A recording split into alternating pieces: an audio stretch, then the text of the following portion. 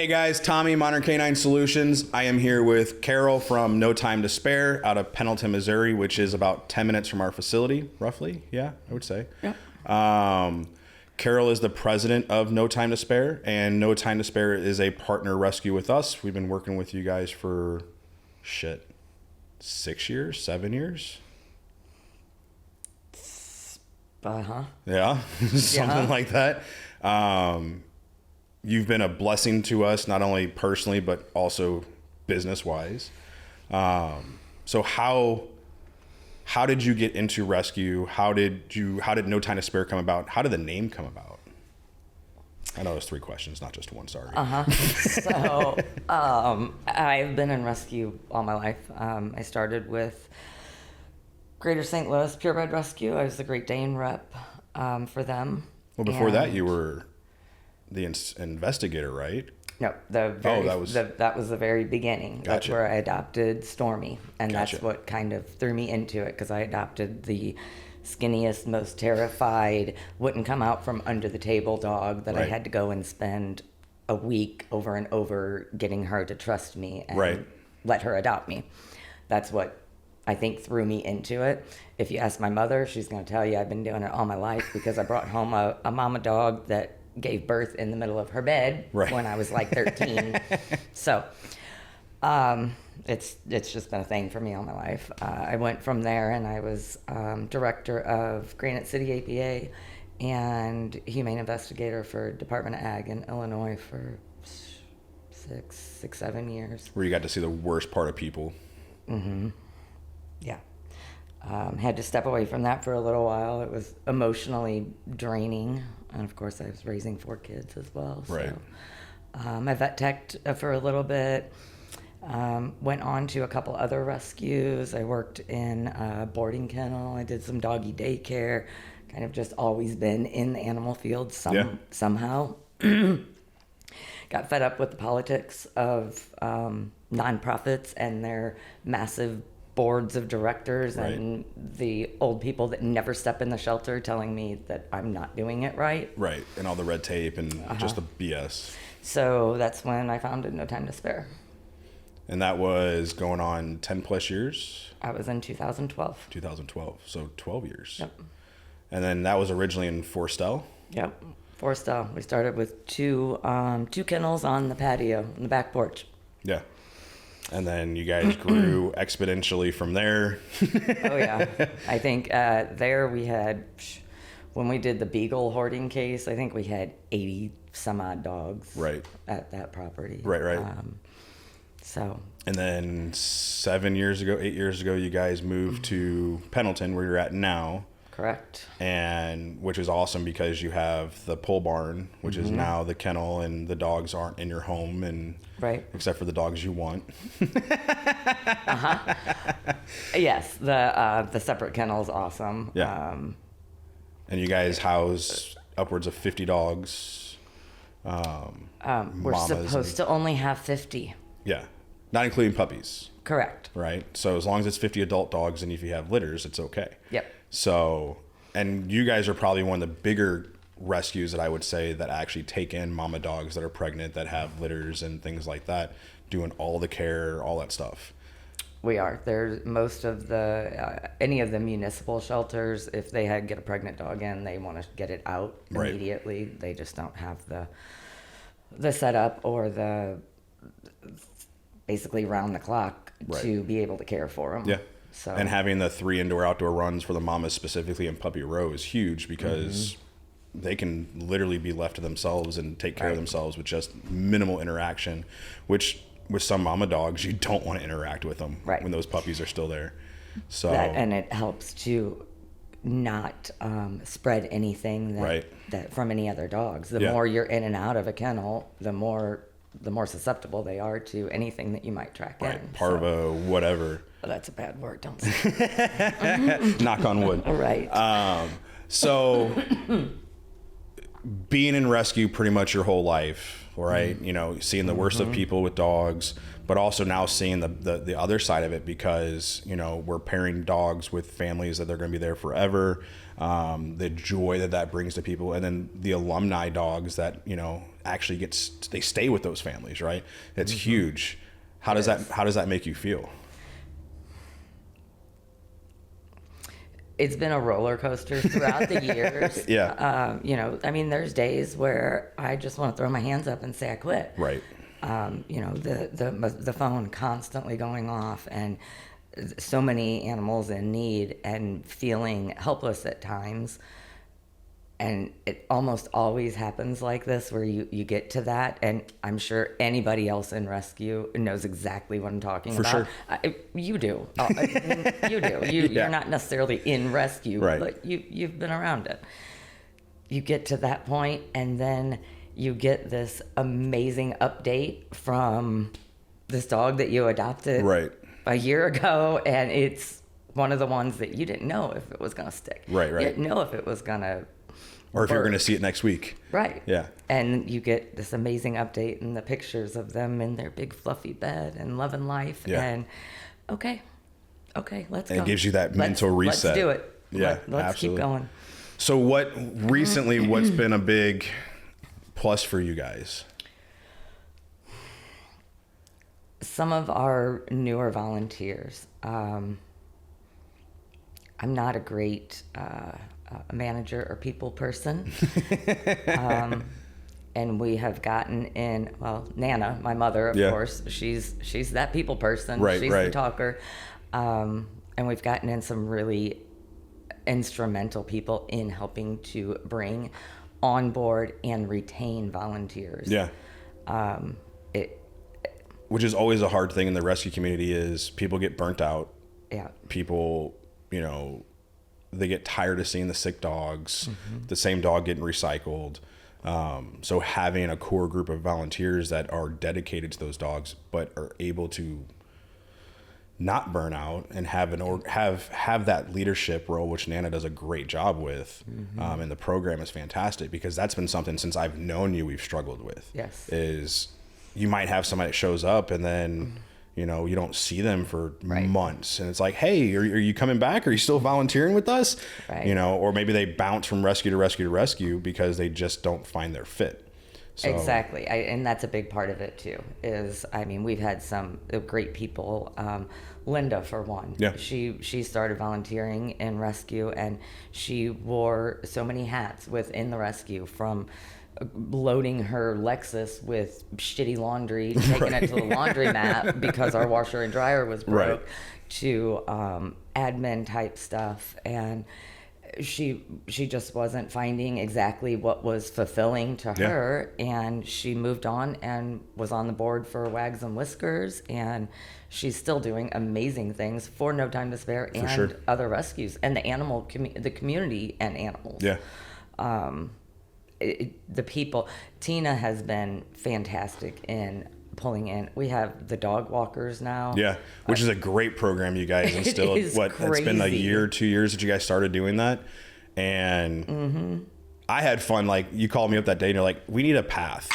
And I was like, what do you mean you need a path? And you're like, well, the dogs are walking through this brush and da-da-da. And I was like, oh, so you want me to take my lawnmower and cut a path and the weeds that have cinder blocks and everything else back there? Okay, sure. Screw it. Let's go.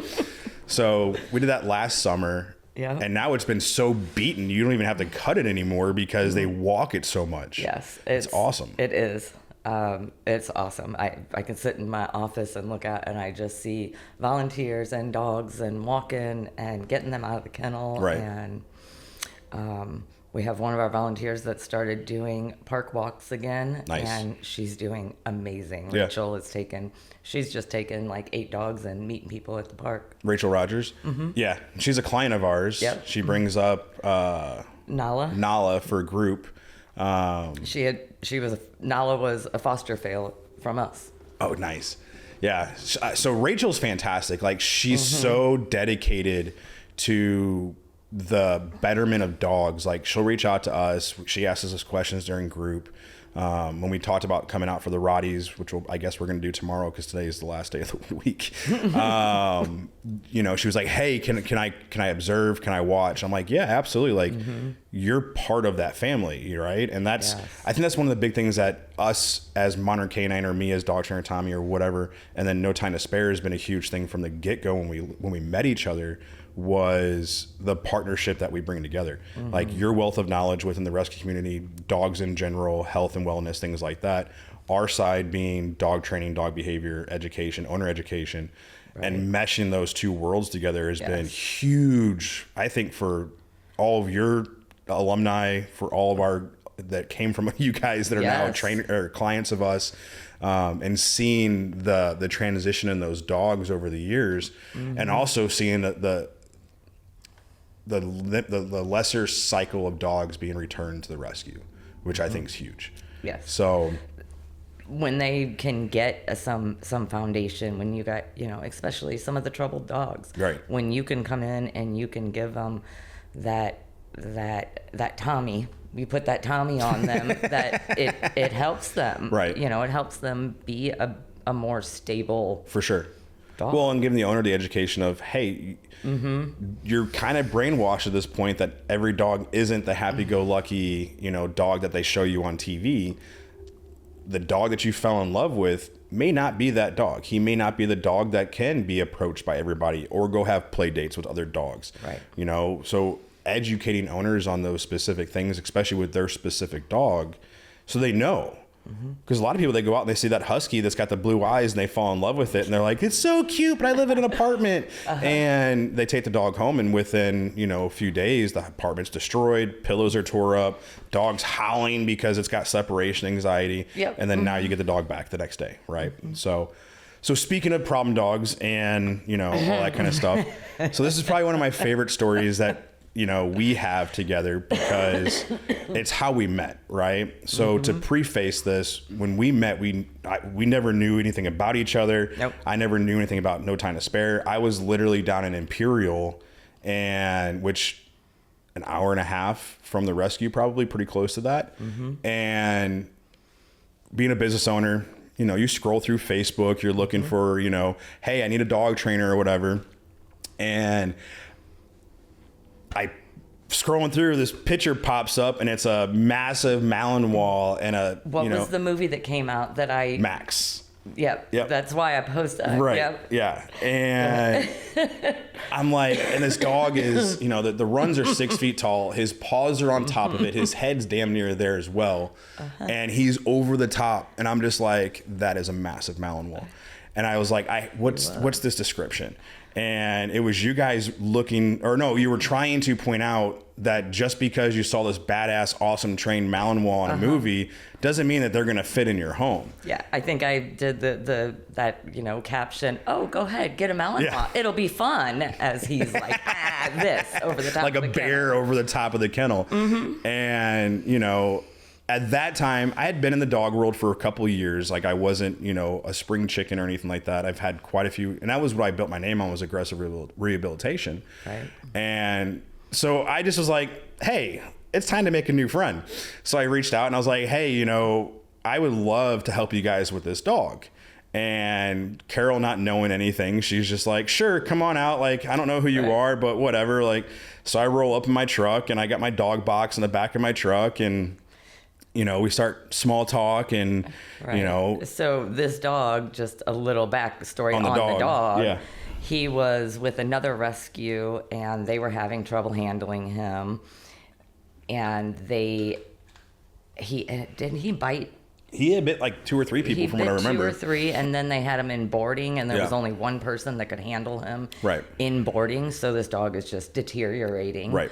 So they reach out to No Time to Spare. I'm like, I mean, I have pretty good luck with big dogs, and, you know, some aggressive dog tendency things. Like, let's give it a try. And he did great. I mean, he did great for me and 1 or 2 other volunteers. Right. But he still had that, you know, savage rawness, just where I wasn't going to, he had the fear enough in me, and I know better than to go up to a dog when I have a little of that fear there. I wasn't going to, handle him any more than I could. I was stuck. Right. We were at a plateau. I wasn't going to get anywhere further with him because of the fear that I had. Right. Absolutely. So when you reached out, I'm like, well, heck yeah, come on. Let's. So I get there and we, the small talk. Hey, how's things going? I'm Tommy. We do introductions, and I'm very much that person. Like when I'm on a mission to do something, like, cool, we'll do introductions and we'll do a little bit of small talk, but it's like, let's just get down to it. Like, whatever. So I'm like, all right, so where's the dog at? And I will let you tell the rest of the story up to the meeting, because the way you explain it, it cracks me up every time. So the dog, at this point, I have him out in the yard playing, running, run off some energy so he's not so bad for this trainer. Maybe he'll do something with him. I'm like, so you want me to go ahead and bring him in and put him in the kennel before you meet? You're like, no, he's out this way. And here goes Tommy. Now, we can't stand up right this minute, but Tommy and I are, about the same height. Yeah. So here goes Tommy out the door, and I'm behind him like, okay, what's going on? What? And here comes Storm charging across the yard, jumps up on Tommy's back, paws over his shoulder, his head's right here, and I'm going, oh, for crying out loud, there goes this man's little head. It's going to go rolling right now. I'm like, what is going on? And then you let him be on your shoulder, which was crazy to me. Just crazy to me. Like, first of all, and many people are going to understand this, that's a dominance type of position. I'm like, why are you letting this happen right now? Don't do it. I'm 5'8". This dog's head goes to 6 feet. Yes. So he's towering over me. Yes. I was so freaked out. And then I think you were just like, no, and pushed him off, and then off it went. You put a leash on him, and then you got to... You annoyed him a little bit to see what he was about. I pushed him a little bit. Yeah. And I was like, yeah, I'll take him. I'll trade him. Uh-huh. And we walked through the kennel. I put him in the back of my truck, and, we had a couple more little small talk things. Like, all right, I'll let you know. Yeah. And then I showed back up a week later. Yeah, a week later. I called in all the volunteers. Yeah, there was like 20 of them there. Mm-hmm. Like, y'all have to come, because you were sending me video. When you sent me the bath video that you put him in the bath, and I was like, oh my goodness.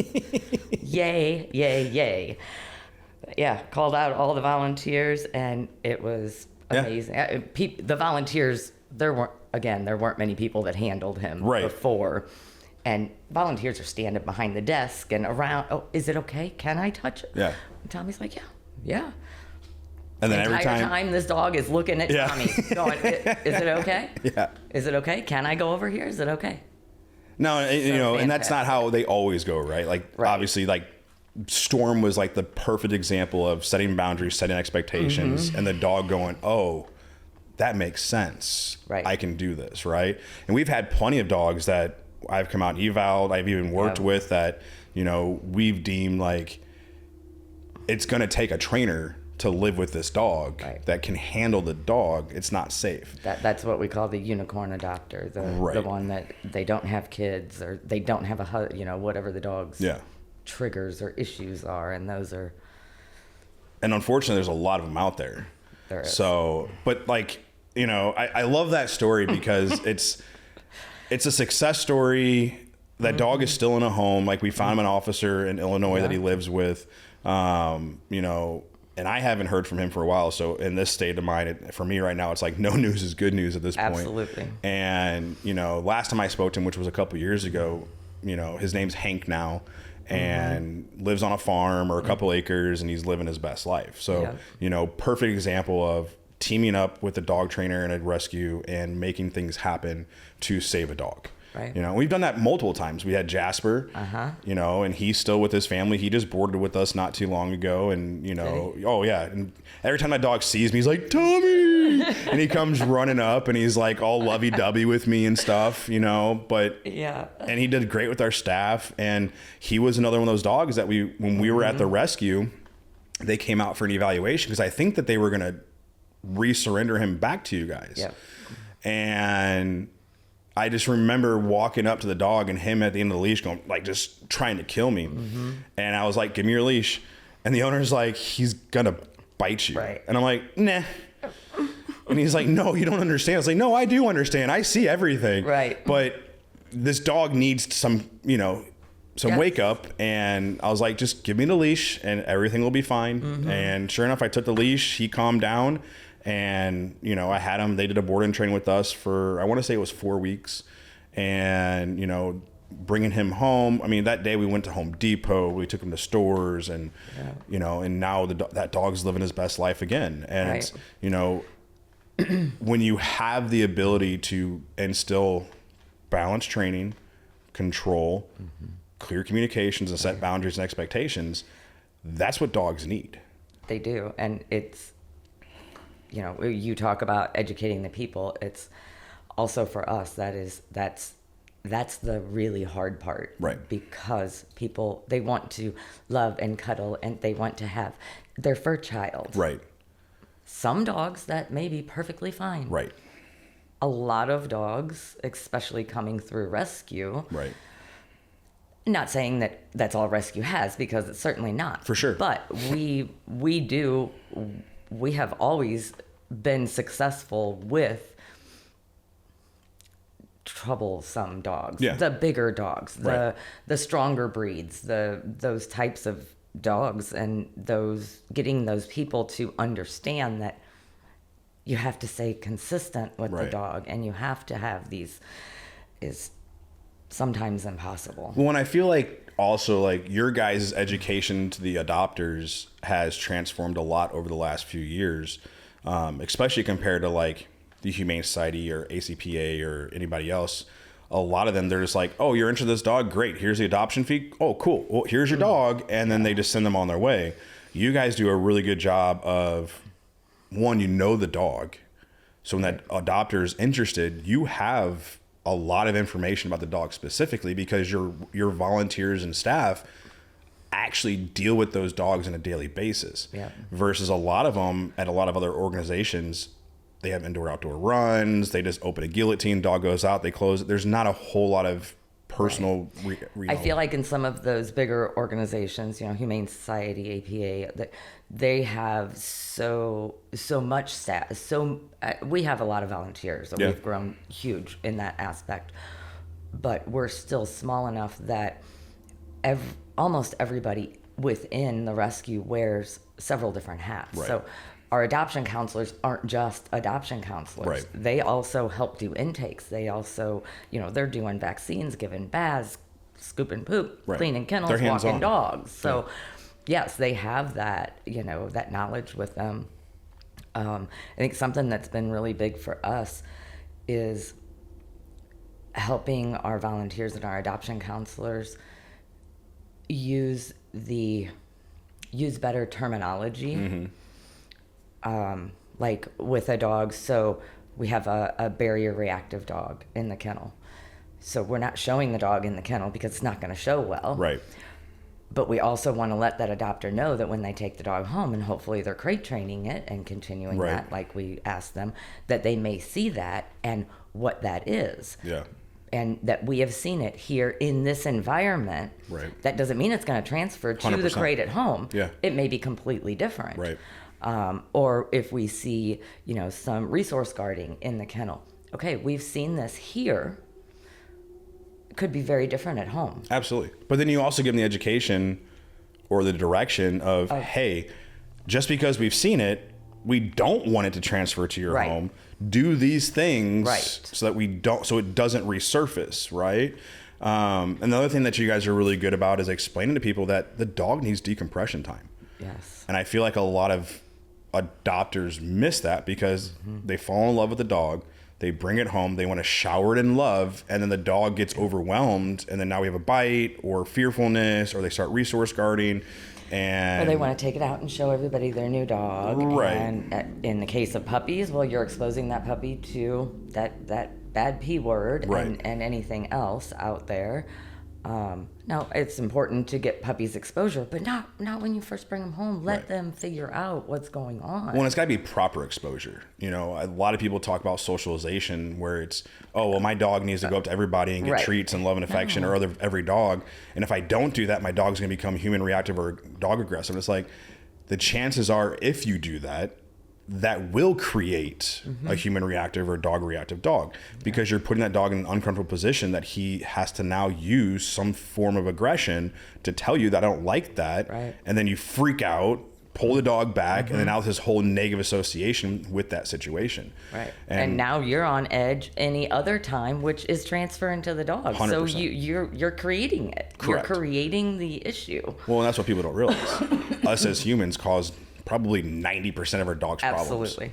You know, and then unfortunately here in the United States, in the rescues, we have so many of them. You can throw a rock and hit 10. You know, it's a breeding ground for this cycle because, you know, whether it's backyard breeders that have, or, you know, like the Petland breeders, they have a dog for 4 or 5 years. It's just a breeding bitch. And then, oh, hey, we have all these breeding bitches that we're just going to get rid of. And then the rescues are like, yeah, we'll take them. So now you just literally gave the people that you're trying to combat an out for their own behaviors. I just saw it on Facebook today. Someone here in one of the organizations just took 30 something breeding bitches and they're like, yeah, and this is why you adopt and don't shop. I'm like, you just created the problem of why people You just can enabled do. them. You help them get rid of their old stuff To bring so in they new. can get new. It's not the breeders. It's Right. you created this, you know? And don't get me wrong, like there's a ton of really, really good dogs in rescue. There is a ton. And, you know, sometimes life is life. You Right. can't take the dog. You can't keep the dog, you know, whatever may happen. But I feel like a lot of our problems that we've created within the rescue community is because the rescue community. Yes, I agree. Especially, you know, you see rescues going, oh, well, this dog is found on the side of the road. Yeah. Okay. It's microchipped. Well, they didn't take care of that dog. We're not calling them. We're not Right. going to give them back. You don't know that they didn't take care of that dog. Right. You don't know that dog hasn't been out roaming for 2 years. Right. The dog's a property. The dog belongs to someone. For sure. Get it back. Right. Educate them. See what the problem is. At least have the conversation because maybe they don't want the dog. Exactly. You know, or maybe the dog was just a nuisance that kept jumping the fence or getting away and they couldn't afford training and, you know, but at least open the door. Right. Don't just Or say. it could be somebody's beloved missing Right. pet from 4 years ago from Texas. Right. That was stolen and then right. escaped the thief. You and just don't ever know. Right. And it's unfortunate. I can see how it happens because when you're in rescue, you see such crap. the bad side. The bad side of humanity. You do. Yeah. But you have to keep that you have to try to keep the positive mindset Yeah. and the openness to, okay, you know, let's see what's happening. Well, and yes, I am not directly involved with rescue, but you know, we have you as a rescue partner. You know, like 3 or 4 other rescues that we work with. We just came on with Stray Paws, which has been a really cool experience with them. So we're not like directly, but we are, I would Right. consider part of rescue. And I feel like a lot of us that deal with this type of stuff, even as a dog trainer, we get jaded. Because you see such shit situations over and over and over again. Yeah. And then you get that person that calls that just doesn't know. And then you're so jaded about it. You're like, seriously? Right. Versus being, hey man, like I get it. We see this. Let us help you. Right. And I feel like you guys specifically do a really good job of that. I know there's like behind the scenes talks and things and we all get frustrated and everything, but you know, to the person and helping the person, like you guys are so dedicated to that. I've seen you offer free vaccinations, free chippings for people because their dog keeps getting out and you just want to help. Right. I've seen you pick up, what was a dog? Maverick that had some massive stab wound or arrow or something in his side. and go, yeah, give me the dog. Let's get him better. Yeah. And then now Maverick is a client of ours. He comes to group every weekend, and he's freaking fantastic. And he was a great dog from the get-go. He was. You know, and he's super loving. His family loves him to death. But a lot of organizations would have saw that and been like, well, we don't want to pay for that. Yeah. Even though it's a great dog, we're not going to pay for that. Right. You know, you've done amputations for dogs. You know, you do the heartworm, which is ridiculously expensive. So I feel like you guys go so far above and beyond what most organizations do, or at least that they claim to do. I think a lot of organizations say, oh yeah, we do this, to this. But behind the scenes, they're just peddling puppies, you know? I agree. There are some good ones. There definitely are.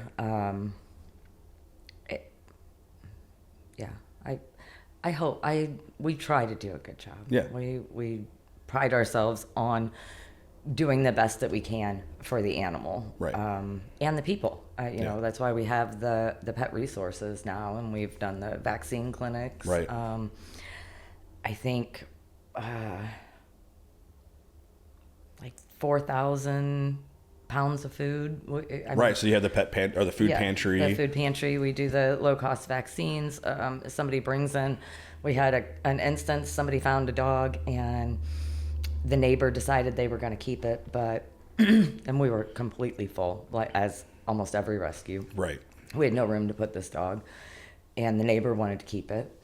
So Donna got in touch with the neighbor and talked to him, and helped the neighbor get the dog in to the vet, get the rabies vaccine, get it scheduled for a neuter because it wasn't neutered, and then get it out to us to get vaccines so that they can keep the dog. Right. We couldn't take the dog. Right. Well, the least we can do is help them keep the dog and make it safe and good, and neuter the dog so it's not out reproducing anymore. Right. So those are just some of the things that we try to do to help the community and help the problem at hand. Right. I mean, if people would spay and neuter or control their unspayed or neutered dogs, because I'll never spay or neuter my dogs unless it's a health concern or medical thing. And that's you and your choice. Right. You also have control over your dogs. Your dogs are not producing unwanted litters. And if you're going to breed something, you're going to do all the right things to improve upon or at least maintain the breed standard. Correct. That's the only way anybody should breed. You're not going to make money breeding a dog. Right. No, you lose money every time. Right. So people breeding to make money are not doing it right. Right. They're cutting corners. They're not doing the OFAs. They're not doing the genetic testing. Right. You know, they're not doing the proper things for mom. You know, they're not taking the time and putting titles or showing the lines are proven. Exactly. And then they're just, hey, Pet Finder or whatever, you know, AKC, because my dogs are AKC registered. I'm going to pop them on the AKC website and we'll just pup out puppies. You know, so like, and I have one breeding plan for next year with Mouse and Raider, which, you know, it's not even that I even told the litter is pretty much already sold. And this has been something I've been working on for years now, like trying to find a perfect pair for Raider, because Raider is such a stable, level-headed, great freaking dog. And everyone that meets him says the same thing. Absolutely. And then I got Mouse, who I waited 5 years for her. And she's almost 2. So we're going to wait till she's 2 so we can get her OFAs. We've already done the genetic testing on her. I've already spoken to Doc and like, hey, this is my plan. Like, let me know what I'm missing, because this is my first actual litter. I've helped with litters, but this is going to be my first actual litter. And he was like, just make sure that, you know, whatever dogs you produce are healthy. They're spoken for. Like, don't put yourself in a situation where you have the litter and then now you're trying to find people. Right. You know, so I've spent 6 months now.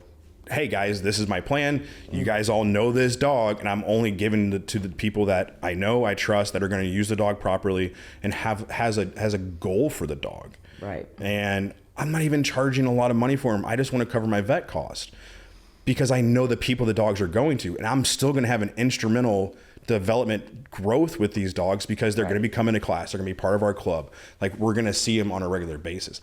That's the way that I feel like if you're a breeder, you should be working your dogs. You shouldn't be sending them halfway across the country to some Joe Blow that you have no idea what's going to happen. So, but again, you know, everybody's like, you know, adopt, don't shop. And I feel like that's such a coined phrase that people don't realize. If that's all you do within 3 generations, we're never gonna have dogs again. Mm-hmm. Yes, I'm not the person, and you know this personally, but I'm not the rescue. We're not the rescue, and I'm definitely not the person that says, "Oh my God, do not ever breed a dog. Don't, just stop." We need dogs. Well-bred dogs have a purpose. Correct. And even a pet dog, they can be. And somebody might want this specific dog for these characteristics and that these fits their traits. lifestyle and their life, and that we need to have well-bred dogs for that. Right. I have no issue with and most of the time, statistically, those dogs stay in those homes. It's the backyard breeders that are mixes and mutts and crosses and all these other things that are people just, like you said earlier, trying to make money off of breeding dogs. Those are the ones that end up in rescue. Those are the ones that end up in shelters. Those are the ones. Have you seen Casper at the rescue, the Great Dane? Mm-mm. He's 2 years old. He looks like he's 20 years old. He looks like an old swayback mare. That's how terribly bred he is. I was looking, because I knew the area that he came from, I was looking into breeders down there. Yeah. I found they were breeding, I forget what they called it, Great Danes and Poodles. It was a Great Dane breeder, supposedly a good Great Dane, I mean, according to the website and you know, all their stuff and things. Yeah. And then you get down here a little bit and they have Great Dane Poodle mixes. Doodle Danes? I don't remember what it was. I was like, Great Doodles. What's the actual? Well, yeah. I mean, if you pair anything with a poodle, it's a doodle. Yeah, it's a doodle. Let's get go. doodles. I saw a doodle Malinois mix recently. It's like, I saw miniature Rottweilers recently as well. That's disgusting. I love Rotties. You've had the best Rotties. We just got in a 10-year-old Rottie. I walked around because, of course, everybody's yelling at me to go because the dog just got there, and they're like, Carol, Carol. So I walk around. I was like, oh, well, hello there, Mr. Rock. Yeah. He's got that rock head. Yeah, I yeah. was like, yeah, that's, go on, go to the kennel. Go. Right. Go. Don't pull at the heartstrings anymore. Right. I can't do it to Haas. We've had so many. The blind one, he was pulling my heartstrings so bad. Yeah. And watching him grow and progress in just that short time that I had him in the house, I was falling for him hard. Yeah. But holy cow, puppy, no. And then poor Haas, man, I just can't. He deserves some peace. Yeah. Live out his last couple of years just eating food and if he has relaxing. a couple of years. Yeah. Yeah, he was. I mean, he still gets around pretty good. When we were there a couple weeks ago, I mean, he looked good, and you know, he came out with what's the female's name? Bonbon. You know, I mean, he tries to run her, but you know, and then we had the little hound mix that Savannah was falling in love with. That you know, they the did little great. Beagle Basset. Yeah. I took him to the river last weekend. He got adopted. At the river? Yeah. That should be your. I mean, so there's your tax write-off for the boat, right? Right. It is. Now all the volunteers are telling me which dog needs to go next. Right. I'm like, we're not taking the psycho dogs on the boat. No. Right. But he was such a good. He was 6 months old. Yeah. He was an old soul, and he was a river natural. Yeah. He hung out on the back of the boat. He jumped out on the lily pad. He got in the water and just started swimming. I was like, oh my goodness. Yeah, after Kayla watched him with Savannah for like a week after, she's like, we just need to go back and get that puppy. And I'm like, you already have a puppy right now.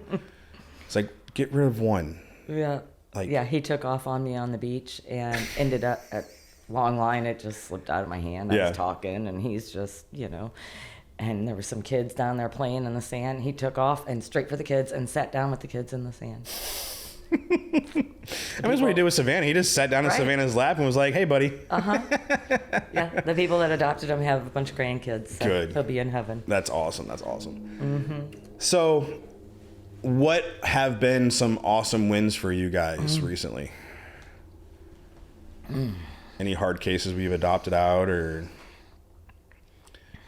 I mean, you guys developed all these new programs that have been going fantastic, you know, between the park walks, your walkers, you know, you guys do the Petco or PetSmart events on 2 times a month or 3 times a month? Usually.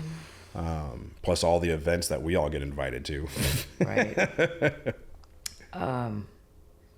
Gosh, I can't think of anyone really that stands out. Any hard cases that you're... Yeah, we have I don't know if they're going to be hard cases. Yeah. I think because they're Rottweilers, they're Yeah. a little intimidating to a lot of people. Yeah.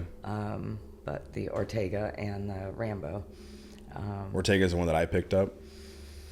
Rambo's the one I picked up. He was a cool dog. I need to get back out there and work with him. He's he's doing much better. He's not as reactive in his kennel. He's been out walking. You know, people are able to get him out. Some of the volunteers that are a little more experienced, they're getting him out and walking him. And Rachel and Peyton had him in the office the other day and did some video, and he's just a little on edge. You can tell the body stiffness when you're petting him in a certain area. Mm-hmm. So that's what I want you to come out and test that and see. So I get bit and they don't. Right. Yeah. So for people that are looking to get into, like, whether they want to get into rescue, let's start there. So if people are wanting to help dogs, right, whether they have a passion for dogs, they just love animals, what are good avenues for them to do that? Volunteer. I mean, volunteering, advocating, fostering. Yeah. We can always use a good fosters. Yeah. That's our next kind of push now that we have a good volunteer base and we're getting some other things in place. Because fostering is something that you've done a little bit of, but it hasn't been a big push because you have the pole barn. Correct. And with having the pole barn, you have ultimate control of what's going on. Right. Having a foster system is a little bit outside of the reach because you're relying on trustworthy people to do the things that you ask them to do with the dogs. It is, and that's this is where that jaded thing that we've Right. talked about kind of comes in, and for me anyway, Yeah. and that's why it's helpful for me to have these other people that don't have that, Yeah. so they're not having that those bad feelings and thoughts, and Right. they can go into it with a positive, clear, Yep. open mind. And then you can be the devil's hopefully- advocate on the backside. I can be sitting there going, I told you so. But you don't, no. Right. That one's not going to work. No, she's psycho. Don't give her a dog. I Right. can sit back there and do that. Yeah. And let them find out. But there are good people out there and Absolutely. good people to foster. And we hear it all the time. Oh, I could never foster because I want to keep them all. Right. I could never volunteer because I want to take them all home. It's not true. You don't, yeah, when you walk in, you're like, oh, look at them all. They're so cute. I want to take them all home. Go ahead. Take them all home for a night. You won't want to keep them. Right. It's not that thing. Yeah. Just get shit on a couple times and that'll change too. Right. But no, volunteering is huge too. And, because one, we talked about earlier, like the burnout, the emotional draining, we typically as a volunteer, you're not in it as deep as a lot of the staff could be, right? But you're still getting some of the fallout. You're still seeing it on a regular basis. You're still exposed potentially to the bad side of humanity when it comes to dogs. Yeah. But it is such an instrumental part of the rescue because the reality is, as a rescue, you don't have massive funds to pay staff to do the things that volunteers can do. Mm-hmm. And the volunteers take a lot of that potential, revenue, income strain off of it because they're volunteers. Right. So it definitely is something that helps in having a good volunteer staff or, Yes. team is powerful. It's huge, especially it also helps with having our dogs getting exposure to different people. Right. Other, people with hats. Yep. Men is a huge thing. We're almost all women. Right. I mean, when you or my husband, some of the husbands or whatever come around, you can definitely see in some of the dogs, they're like, oh, wait a minute. Yeah. You don't belong here. Right.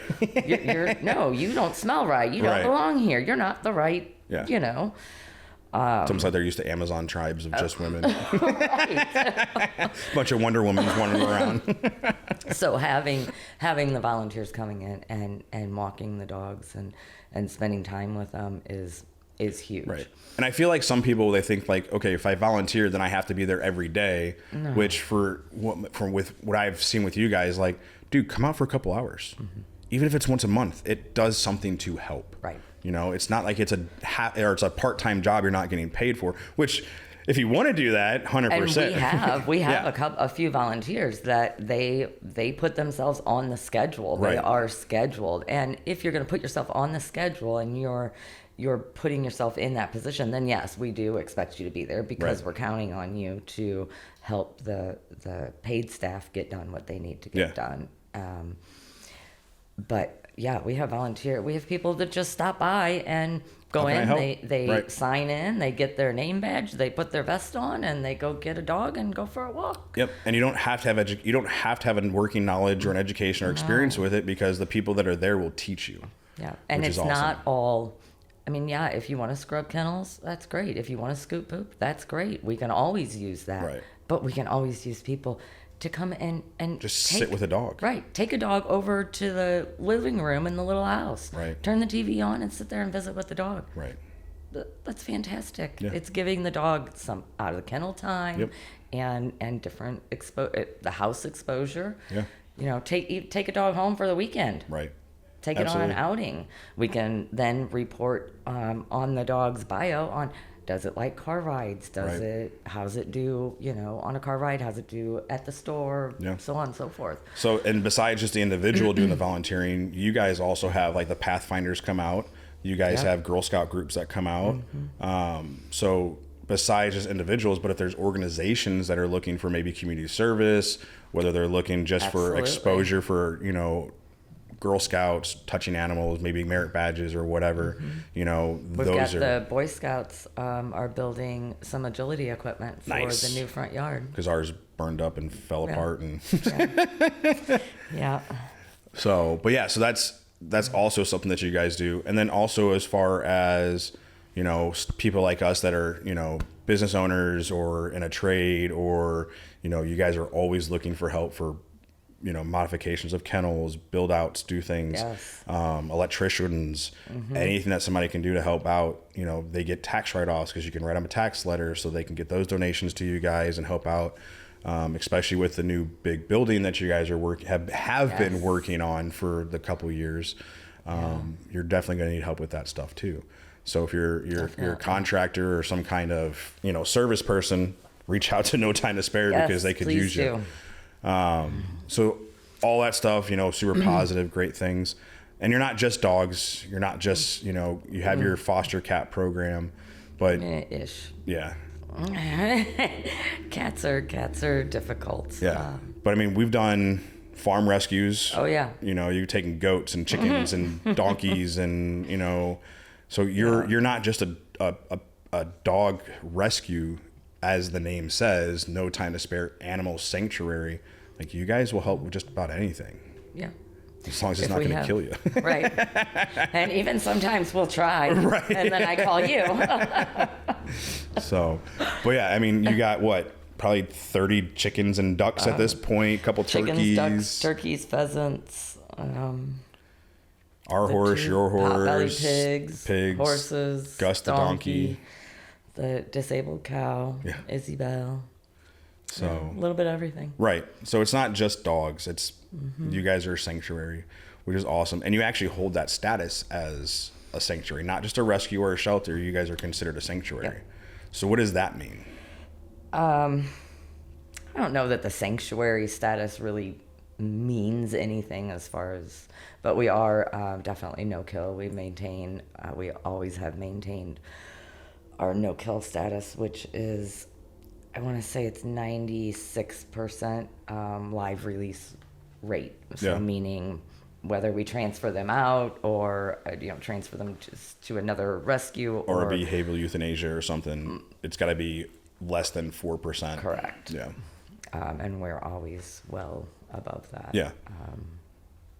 Yeah, we've had those discussions. Yep. And that's one of the big things I think on our side coming in was the wellness board, you know, to make sure that the quality of life and the wellness of the dogs come first, and that just because we love this dog and he's not a good fit for a family, like we need to have those hard conversations.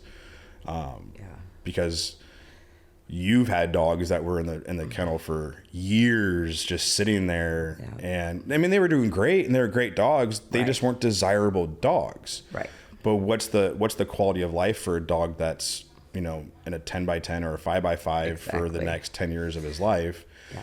But then we also had the conversation of the hospice dogs where, you know, they might only have 6 months to a year to live, and why not give him the best that he can in the environment that we can? Feed him cheeseburgers every day, or, you know. And we've done that. You know, we've had that.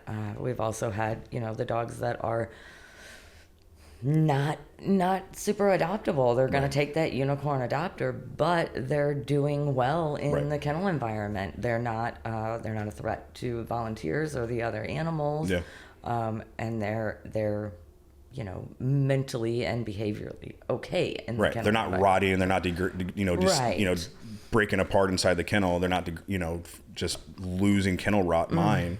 And those dogs, those are a couple that we had on the list. Right. And when I say that, I don't mean we have a list. Right. Of dogs There's not like a 20 dog list. Right. But we have that list of dogs that we are keeping a close eye on because it's a concern. Right. And it's not necessarily for behavior. It's not just for the euthanasia side of things, but we want to make sure that those dogs that are on the quote unquote list, they're being observed regularly to make sure that we're not getting the kennel rot, that they're not going away and they're losing their mind, right? Because we don't want a dog to ever get to that point if we can avoid it. Some dogs we can't, you know, just because, you know, like, could you imagine Raider sitting in the freaking rescue? Right. He would lose his mind in like a day. But it brings more awareness to the staff that, hey, these are special dogs. We need to keep up on them and make sure that we're doing our best to give them the best chance of being adopted. Right. Whether that means finding training, whether that means, you know, extra walks or extra, you know, kennel sitting time, which is a huge thing that I found years ago was when you have a dog stressed out in the kennel, just sit in the kennel with them. Like, you can freaking ignore the dog, but just your presence brings a lot of comfort to that dog. So. It does. And we have the little house now, which has been pretty instrumental for, we have Indy right now is our trouble dog. Yeah. She's our little pity bitch that she just goes out of her mind sometimes and wants to run around cage fighting with everyone. So we take her, she gets a timeout. She goes to the little house in the 5x10 for a week or so, and then she can come back to the kennel, and she seems to do better. Right. Allows her to decompress, shut all that crap out, right. Not have to deal with the chaos in a kennel, which, you know, I don't care how good of a kennel you are, how good you are at keeping dogs quiet. Kennel life is chaotic. Absolutely. You know. And we do the best that we can to keep it, you know, relaxed for dogs. We've had some pushback from the public because we don't allow the public to just walk through the kennels. It causes too much stress on the dogs. And the dogs don't show well either. Right. They're not going to see, you know, they're either going to see a dog sitting in the back of the kennel scared, which isn't appealing, or they're going to see a dog going wah, wah, wah, at the kennel, which isn't appealing either. And we deal the same thing in our kennel. Like, people are like, well, I want to do a tour of the kennel. I'm like, that's great. Just know when you open that door, those dogs don't know you. Right. They're going to lose their ever-living mind, and it's not going to be a pretty picture because they're all going to bark. They're all going to trigger off of each other. Right. We have behavioral issues. We have young dogs. We have scared dogs. It's not the best thing to see, you know, because they don't see you regularly. You're just some random person popping your head in, and they're like... That's got to be hard, too, for, like, potential clients when they want to see where their dog's going to be. And... yeah, that's got to... Well, so one of the things I point out... I don't think I ever really thought that through, like, on your end and that... So one of the things I point out, because, like, if the dogs are going, you can hear them all in the building, right? even though we're a huge building, like Right. it echoes and all that kind of stuff. So one of the things I point out, if people specifically come out for a tour, which we don't do a lot of them, but I'll say, hey, do you hear anything? Because a lot of times if strangers aren't back there, they're not barking. And they're like, no, it's really quiet. I go, so the dogs are calm. They've Right. already had 1 or 2 sessions, maybe depending upon when it was that we're here for the tour. We're going to go back there and we're not going to stay long, but they're going to lose their ever-living mind because you're a stranger. So And- think about this quiet when you came in, Correct. and that they are all calm. And most people, Yeah. like most people understand. They're like, okay, yeah, like this makes sense. We have, 10 to 15 dogs. They don't know us. They're also depending upon the stage of training, in a new environment. They don't know anybody. Right. With a bunch of other dogs, all varying cases of whatever. And, we walk back out after showing the kennel, and I'll tell people, okay, give it 5 or 10 minutes. And most of the time it doesn't even take that. Right. And the kennel calms. And they're like, oh. I was like, so this is what it's normally like. Right. And anybody who's come into our building knows that. Like, our building is usually fairly quiet. Right. Because we work the dogs and they're tired. And they also get the experience in the back. And all day long, as the kennel techs and the staff are walking the back, they're dropping treats and, dogs are quiet.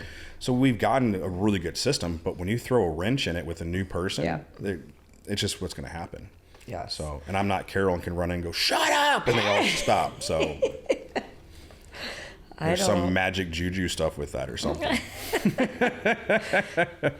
I don't know. So for people that are looking to adopt a dog, obviously there's hundreds of options, whether it's breeders, hundreds of rescues and humane societies and everything else. I always think because we do the dog selection program for us, if somebody wants us to help them pick a dog, right?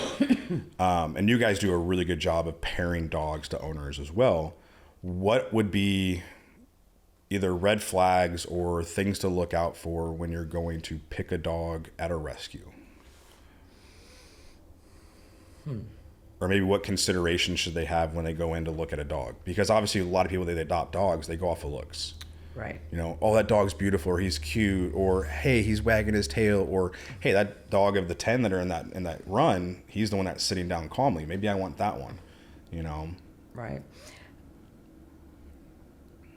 I could kind of go off of when our adoption counselors, so we do a conversational adoption. Mm-hmm. We don't have we do have a questionnaire that you can fill out online, which helps us know what you're looking for, Right. what your experience level, things like that, what your household, your activity levels, those kinds of things. And all those things are stuff that the adoption counselors look at. Right.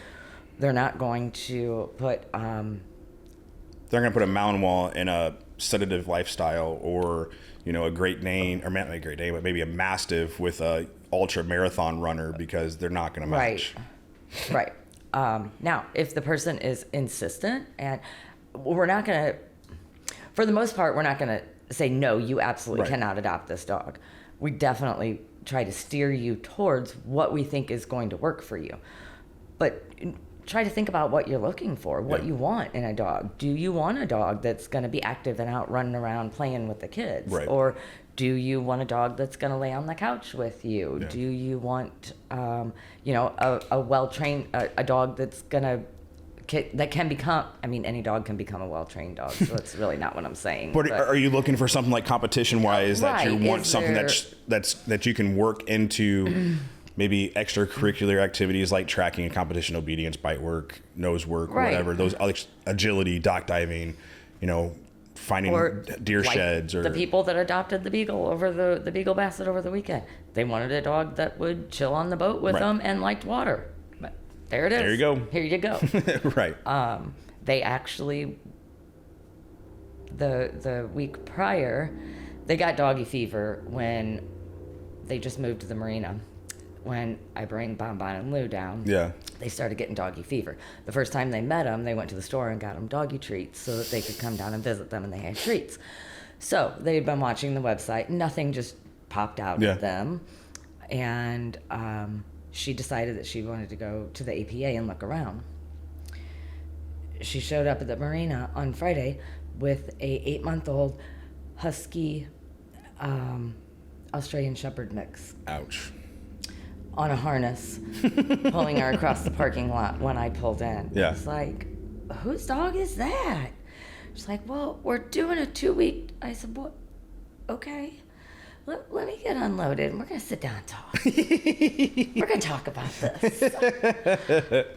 We talked, and she cried because she wanted to be the best. She wanted to be the best for the dog. She wanted, and most people do. Most people do. genuinely want to give the dog the best life it can have. Yes, and she's a little more of a kind of a higher strung person. And I kind Which of isn't going to mesh well with the husky. Exactly. And I would talk her through this. I'm like, so you're so worried about, you're so like this with the dog. You're going to make the dog more like this. Right. I mean, the dog's already like this because of its breed. You being like this is a disaster. Right. And on a boat, Yeah. this dog is a puppy now. It's going to be a puppy. It's going to have that puppy energy for a long time. Yeah. I don't believe that that's what you guys want. Right. She's like, but it's going to be so sad if I take it back. And I said, so here's what you can do. Keep the dog, for the night. Put all the good qualities down. Take all these good qualities. Go back to the APA and say, here, this dog, she's great. She does great with this. She did great in her crate. She loves walking. Give them all of this information that they don't have on this dog yet. Right. And that's going to help them pair this dog with a good fit. Right.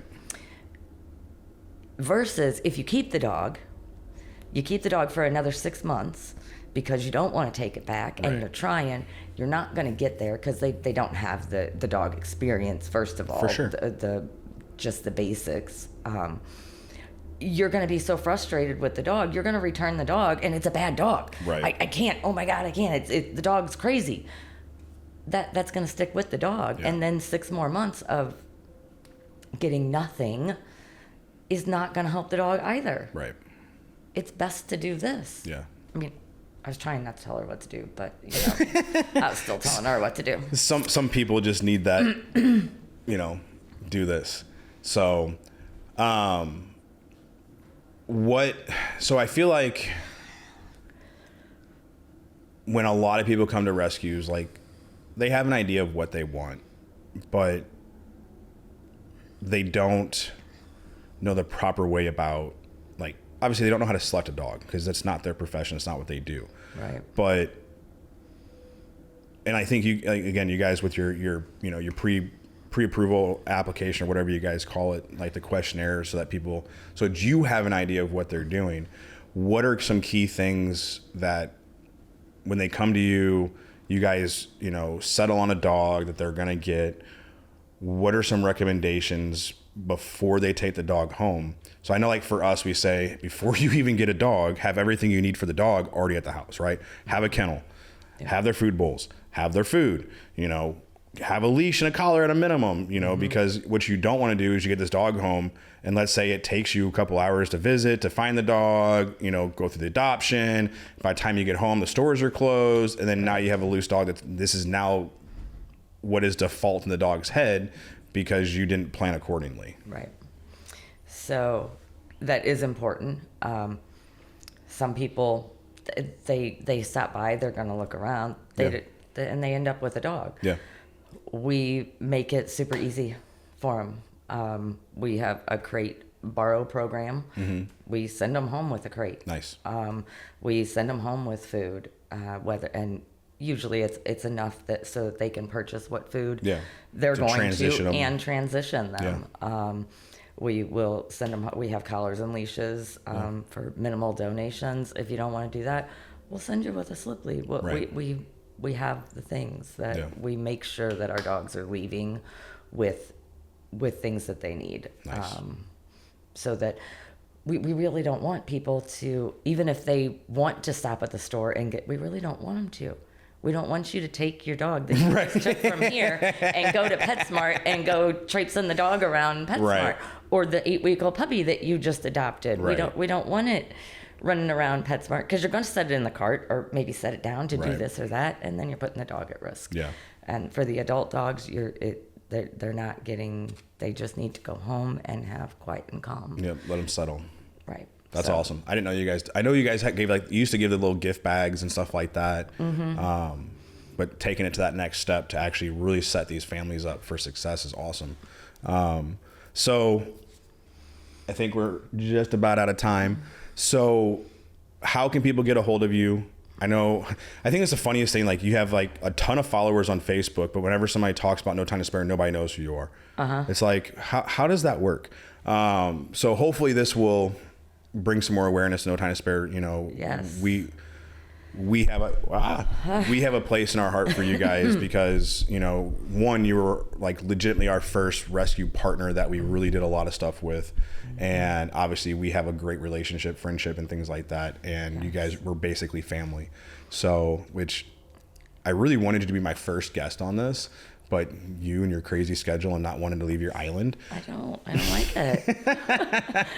So how do people get a hold of you? Obviously, when are your open hours and, all that kind of stuff so they can get in touch with you?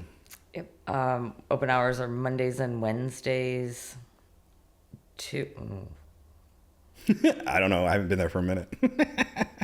Is it Mondays 4 to 8 and Wednesdays 2 to 6. It's also on Facebook all the time too. Yes. So. Facebook everything's on Facebook. We're trying to work on having more open hours, and we're getting more adoption counselors trained. Yeah. So we've been having a lot of open hours on Saturdays and Sundays also. So open hours are here and there. Best thing to do is go to the website or Facebook, fill out the questionnaire, and one of our adoption counselors will be in touch. They'll talk with you about what you're looking for and let you know, and if you have a dog in mind, you saw one on the website, they'll let you know if it's going to be at this event or that event. Yeah. We can set up appointments outside of open hours. We're pretty flexible on that. And there's usually always somebody at the kennels. Right. So. And then someone who's interested in possibly volunteering or doing something specifically with the rescue, how do they get a hold of Nana so they can get on the volunteer calendar? Fill out that volunteer application. Actually, Tina has kind of taken Nice. a lot of that, so she's been on. And that's on the website. Yep, on the website. Everything's on our website. You can fill out any of our forms and or message us. You can Facebook message us, and Rhonda answers all of that, so she knows all that stuff and things as well. Nice. And the website is? nttsars.com. So no time to spare acronym.com. Yes. Awesome. Well, thanks for coming on the show. Thank you. I appreciate you. Thank you. I appreciate you.